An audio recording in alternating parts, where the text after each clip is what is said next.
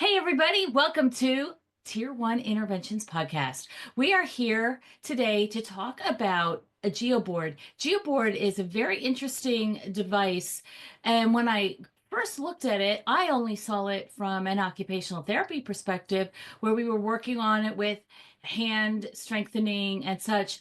But I come to see how valuable it is as a math tool as well. Today, we are going to blend the math and the occupational therapy together so that you can understand better what it looks like to have a geoboard as a intervention in your classroom. Welcome, jonily, to today's episode and everybody else who is with us. It is great to have you here. The final chunk is grid paper. So grid paper is different than dot paper. So chunk number 4, solution number 4, and I will just keep scrolling to centimeter grid paper or any grid or graph paper. Sarah had asked the question before, what comes first, the actual geoboard or the dot paper? And it's really chicken and egg, it doesn't matter. However, if kids are struggling using graph paper or grid paper, so if I have a student that I say, okay, draw a 5x5 square. I'm going to make this a little bit bigger just so we can see it. Draw a 5x5 square, and they don't trace the line. If they're just like, oh, okay, and then they put just totally, the lines are just irrelevant to them. And we see this a lot in the earlier grades, but even in the upper grades, I will see a lot where kids, if I ask them to draw a 5x5 square, like 6th, 7th, and 8th graders, they start in the middle of the square. So they'll go down like this 5 squares, and then they'll go over, and then they'll go up, and then they'll go over here using grid paper, okay? Now, I use this as a teaching moment because I then use this square and I say to the whole class, let's find the area and perimeter of this. Because this student and many other students will want the length to be 5. So 4 5s is 20, perimeter 20. And then they want this to be 5x5, so area 25. That is not true. That is not true. Because if I cut out, see, and I brought this ruler piece too for the, come on, turn the radio on. See, did not break out in music today. So just like with the dot paper where we cut our measuring tool, I have kids cut out a measuring tool with the graph paper. When we put this up here, look at this. What is the length of this side? The length of that side is actually 4. Because I have, and if I move this, see, this is where we want kids. Oh, don't move that. Come on. Oh, no. Yes. We want kids, if I line this up on the lines here, what we notice here is, stop. Okay. Collaborate and listen. What we notice here is this length is 1. This length is 1, this length is 1, so this middle part here is 3, and then we have a half and a half, and that's how we get the 4. So this is actually a 4x4. So the area should be 16, and it is because I have this exact 3x3. So this area right here is 9, and then this, how much is that? That's a quarter of this square. So I have 1/4, 2/4, 3/4. Oh, that's another 1. So that makes 10. And then I have this half. I actually have 3 sets of 4 halves, 12 halves, which is another 6. Hence, a 4x4 has an area of 16. Now, here's my point. Here's my point. If students are struggling with graph paper and grid paper, especially older students who have precision, see, this is an example of precision also. Precision is being able to stay right in the middle of these lines, but it's not accurate for a 5x5. What this student needs and what this student needs is to go to the grid paper. Because if I say draw a 5x5, they don't even think of starting here because there's no dot. Remember connecting the dots, count by dot pages in books that you can't even do the like count by number, dot to dots. I can't even find those anymore in stores. So that is a lost skill that kids used to practice all the time. However, it's pretty innate. You don't get that innateness with grid paper, but if you do dot paper instead of grid paper, kids are much more successful connecting dots than tracing the lines on the graph paper.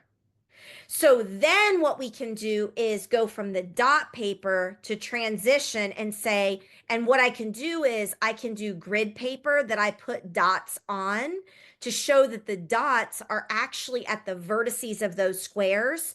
So kids can start to trace to understand how to use graph paper. Another thing that my older, oh, yep, go ahead. Before you go too much further from Yes. that also could be a vision issue with the kids, that they, in their brain, see it that they are on the line, where we see that it is not. They could also have motor control. One thing that we can do instead of a traditional ruler is get one of these rulers that is in a triangular shape. It's a foot long, like a regular ruler would be. It's the triangular shape. They can put their hand on the top as they're trying to trace. They're not down here like a regular ruler. Their hands get too close together. Their hand is up above, pushing down on the paper so that they have the control. So if you get out the ruler to go with supporting them creating the line, which adds more complication, believe me. You can also have some of these available, and they're available through Real OT Solutions. They are called Alpha Triangles. I don't know of any other company that's making a ruler with the triangular shape, but they will help the students as well. But it could literally be a vision tracking issue that they are not able to be on the line. Other thoughts?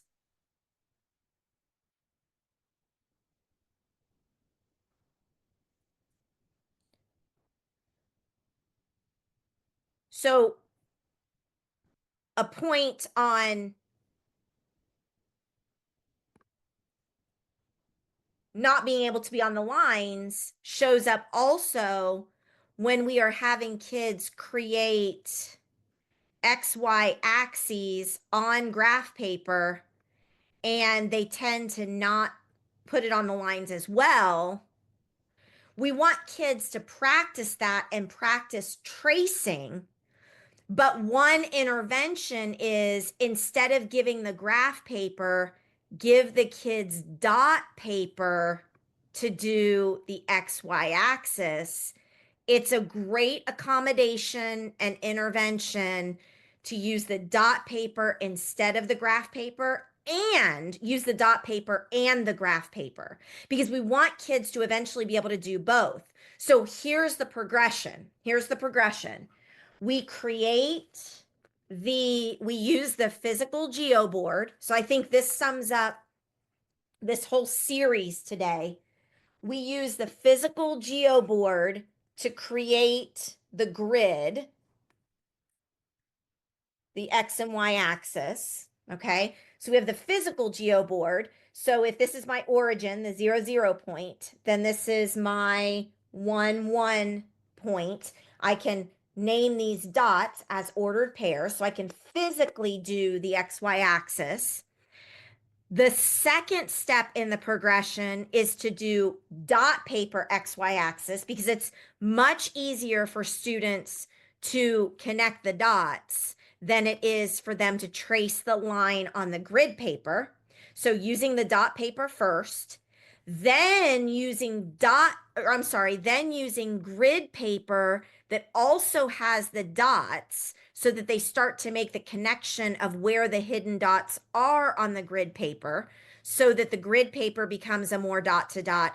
But then the other thing that is absolutely essential is having kids trace. So even if I give them a grid paper with an X and Y axis, I'm going to have them take a thick marker or a highlighter, and I'm going to have them trace the X and Y axis, even if I create it for them. Sometimes I want to create it for them and have them trace. Sometimes I want to give them the dots and have them do it themselves. And then sometimes I want them to do it themselves on the graph paper. So this is a gradual release of responsibility, and it's going to help students become independent, doing something themselves that they're currently unable to do. We do the physical, we do the dot paper, we do the dot and the grid with the lines, with the tracing, and then just the tracing. And then finally, they're going to start to be able to trace the lines on the graph paper. Graph paper is absolutely essential at the secondary level.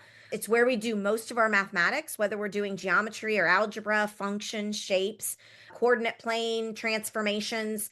Graph paper is essential, and too many kids at the secondary level struggle with graph paper. So if I'm a secondary teacher, I'm going to go back to the geoboard to represent.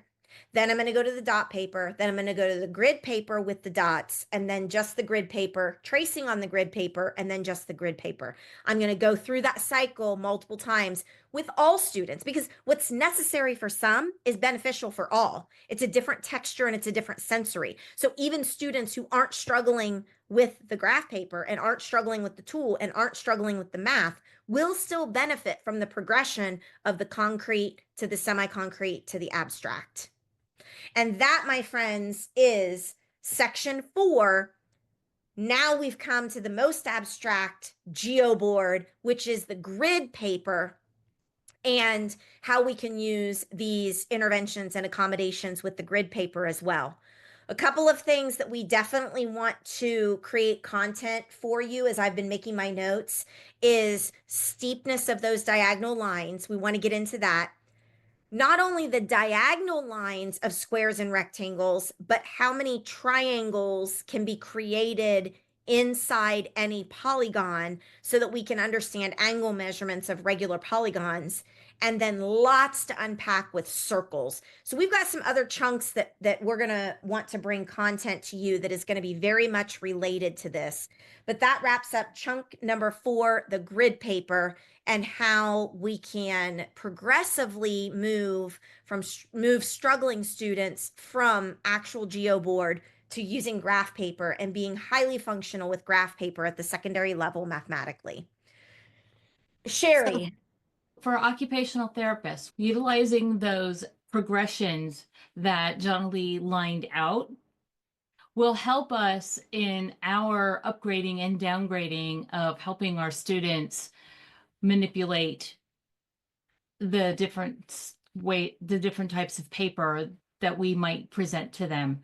When we're looking at design copying, think about how it is related to the geoboard and the mathematics. It's looking at the design copying activity from a whole different perspective, because I've never looked at it from that perspective before, but students struggle to do those complicated designs like that, and they also will have trouble putting them on the physical geoboard. Which is why unstructured play with the geoboard and dot paper, just unstructured, unfacilitated play in just creating pictures, images, or abstracts is not only going to benefit students non-academically and functionally, but it's going to benefit students mathematically because they are going to have a feel, a sense, a taste, a touch, a smell. It's going to engage all of their senses in how shape and images work mathematically so that then we can attend to precision when we're defining shape, function, using those tools, which students have a hard time mathematically and non-mathematically.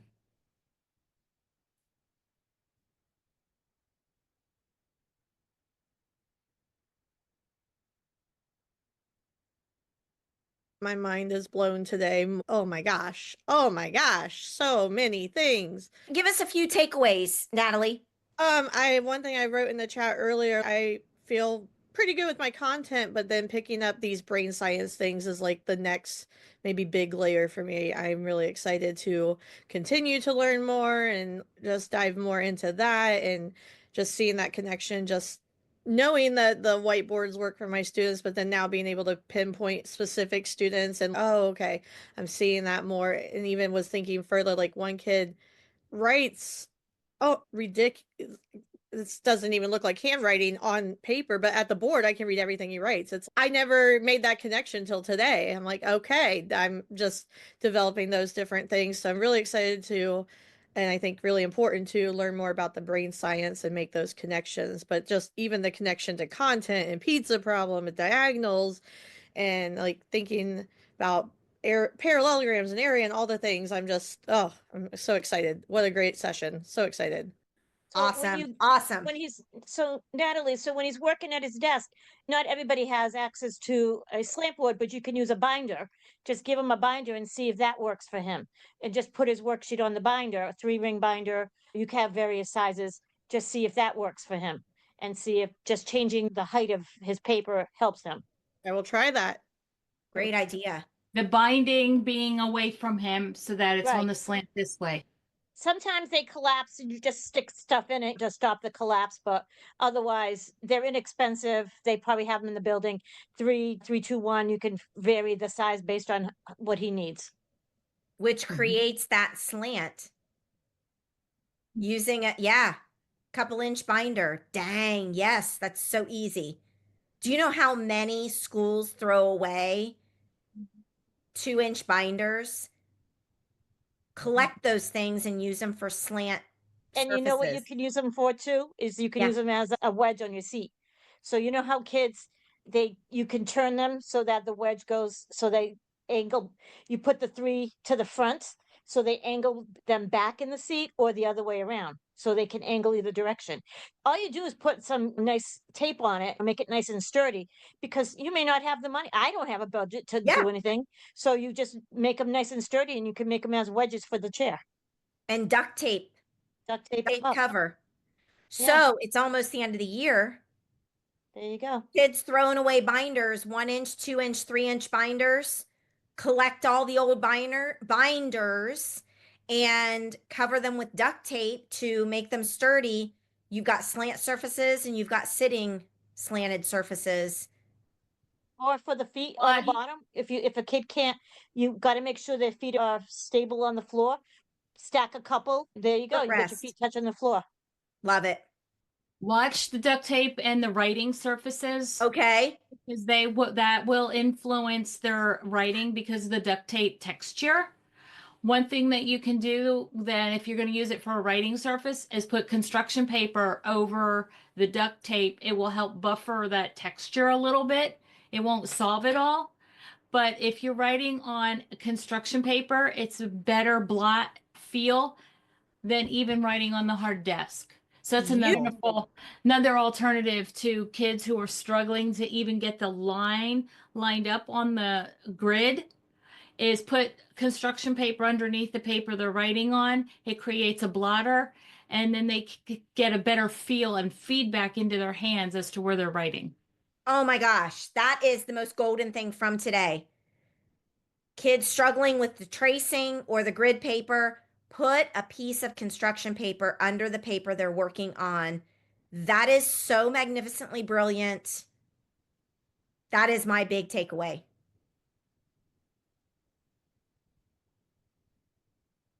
I was so excited to get to this one. Sorry, Krista, I just interrupt you because it's so OT and Yeah. it's so math. This one was so much fun. Go ahead, Krista. It's not okay. So this might be a little too much fourth wall, but I really enjoyed the facilitation of, I felt like it was the best integration that I have seen yet. Like the toggle back and forth. Okay. This is the math.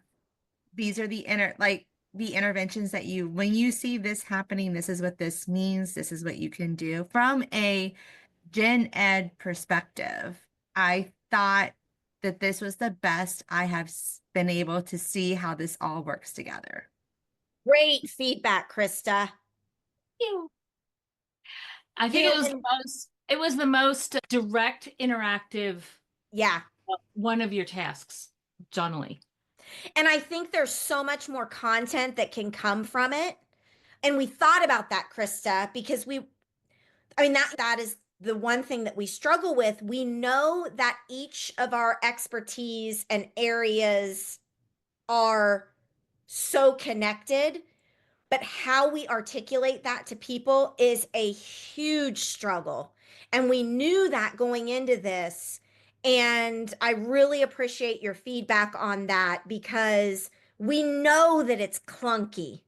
We know that it's clunky, and we ourselves have been working very strategically and very diligently on how to make that better connection so that we can offer the same presentation to multi audiences at the same time, to the OT audience and the classroom teacher audience at the same time.